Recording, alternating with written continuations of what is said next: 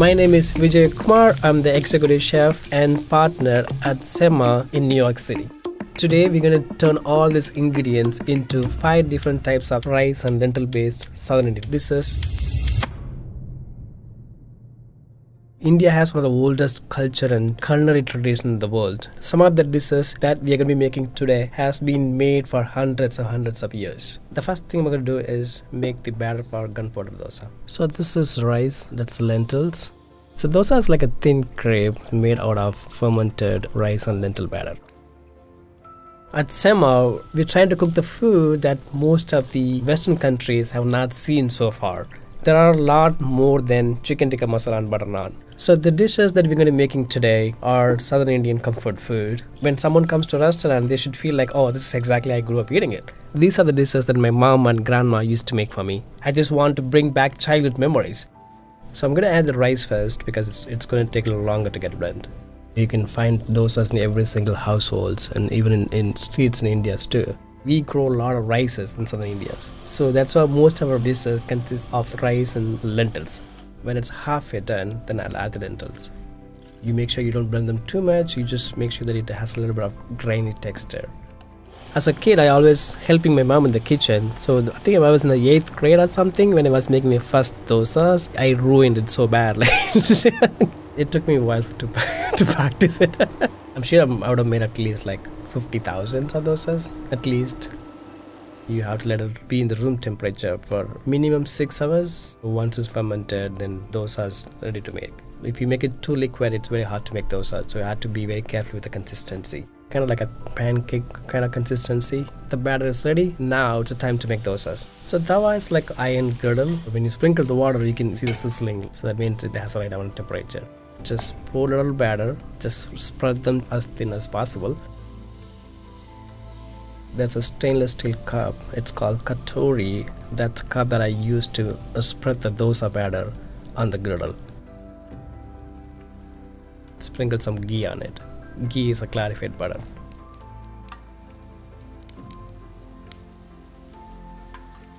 Sprinkle some gunpowder. So gunpowder is actually, in Tamil we call it milagai podi, which is a ground lentils and chilies. And add some potato masala in the middle.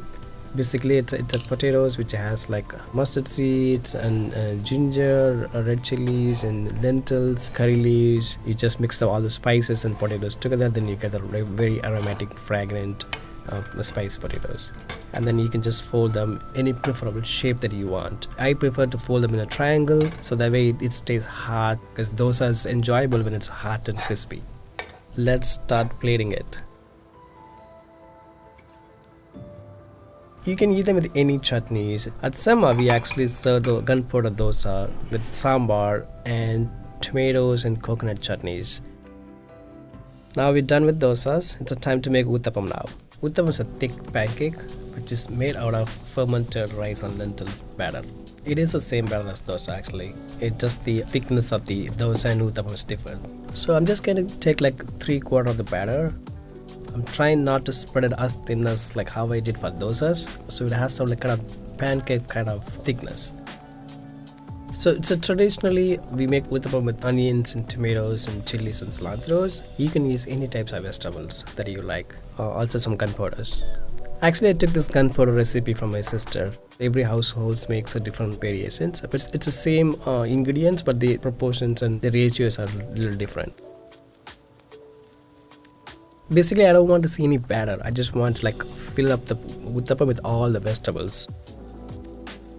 Sema, we try to keep the uttapam a little bit like seasonally, and we try to switch the vegetables based on the season.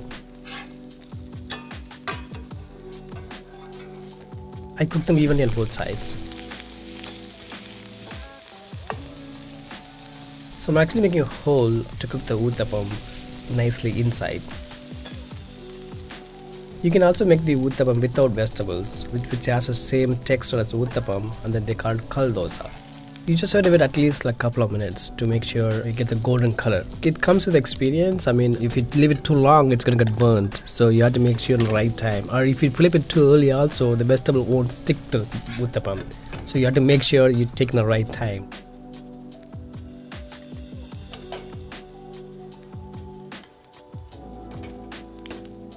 I also serve the uttapam with sambar and tomato coconut chutneys.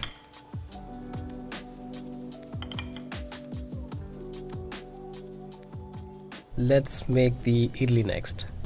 Idli is steamed rice cake. We would need rice and lentils to make the batter, but to make the idli we need a different types of rice, which is idli rice. It's a very tiny short grain rice. We are also going to add fenugreek seeds to that. It's the same exact pretty much procedure as dosa batter. So we're going to soak the rice, lentils and fenugreek seeds minimum 6 hours. Idli is typically a breakfast dish, but I would eat like 3 times a day.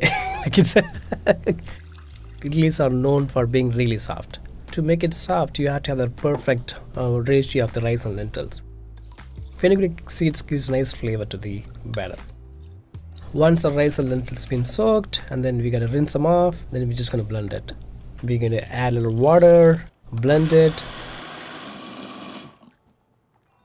Once lentils is blended halfway through, then you add the rice. Now I'm gonna blend the rice and dal. Dal is a name for lentils. You can add the fenugreek seeds when you add the lentils.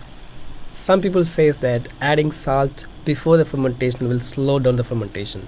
I feel like yes, salt may add a little different, but the very important thing is room temperature play a major role in the fermentation. Now the batter is blended. I'm going to set it aside to ferment. So I just want to make sure the idli doesn't get stuck in the pan. So I use the muslin cloth. I sprinkle a little bit of water, then add the batter to the pan. People have been making idlis for years. We don't know exactly when did they start making it, but I can say for sure it's been like one of the oldest food on the planet. Every household will have the idli steamer, paniyaram chatti and dosa griddle. Every household will have it. The idli batter may rise when it's cooked. So you just add like right amount of batter to just fill up the hole. When you add too much, it's going to change the shape. We are steaming the idli, so we don't really need too much water, just enough to get the steam. It'll cook about like 10 minutes. So once it's cooked, turn the flame off, just let it rest for like few more minutes, so it will cook all the way through. It'll whistle once the steamer is ready. That means it's an indication that your idli is steamed.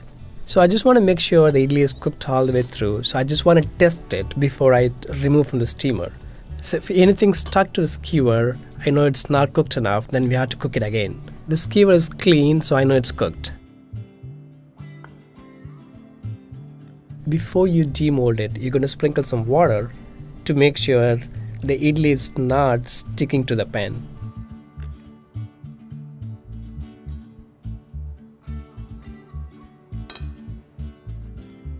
And then remove the muslin cloth gently.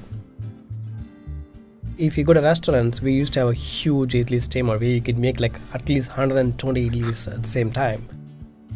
Traditionally, they serve them with sambar and tomatoes and coconut chutneys, and you can also be eaten with any types of gravies too. Like you can eat them with some chicken gravy, some mutton gravies, and any gravies. So idli goes very well with like any types of gravies.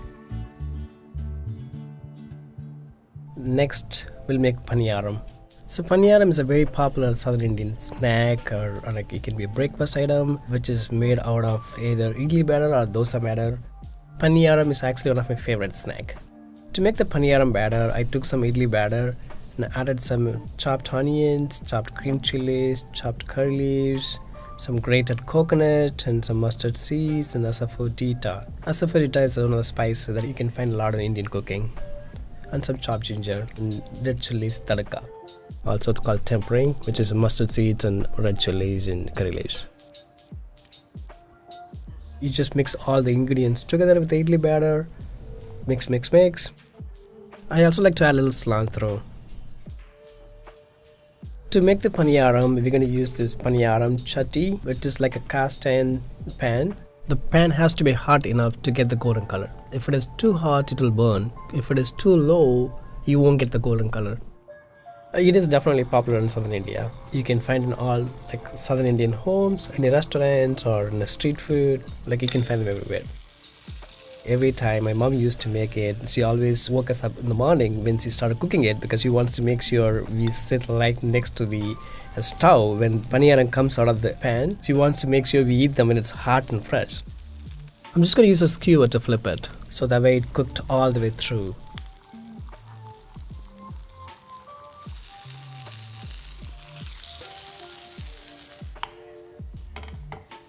Every Southern Indian house will have the paniyaram pan and also dosa pan. I'm serving this paniyaram with spicy coconut chutney. That's how you make the paniyaram. Now let's make the idiyappam. Idiyappam is also called string hopper. It's basically a rice noodles. To make the idiyappam, we have to make the idiyappam dough first. The idiyappam dough is made out of rice flour, coconut milk, little bit of water and salt.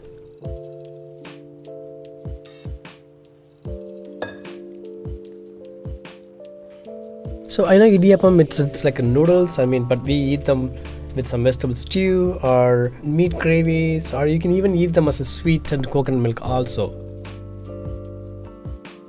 To make a dough, we have to make sure we mix all the ingredients together and then make the dough as tight as possible. Since we have to press them into noodles, it has to have that pasta dough texture. This is called idiyappam maker or idiyappam press.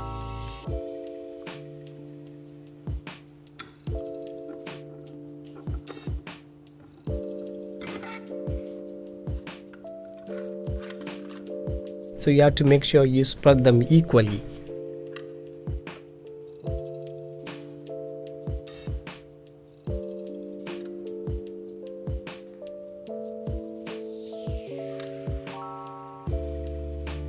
So I'm using the same idli steamer to steam the idiyappam as well. Pretty much same technique that we did for the idlis. Add water to the steamer, then add the pressed noodles in the steamer, then steam it for about 7 to 8 minutes.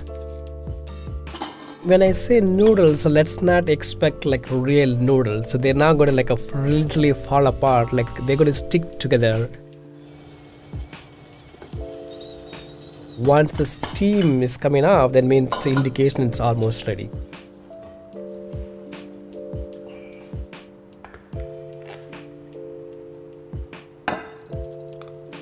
Rice flour doesn't have the gluten like your wheat flour, so that's why it has a smooth consistency and smooth texture. You can eat this idiyappam with any vegetable stew or any aromatic gravies. Take a piece out of it and dip in the gravies and eat it. That's how you make 5 rice and lentil based Southern Indian dishes.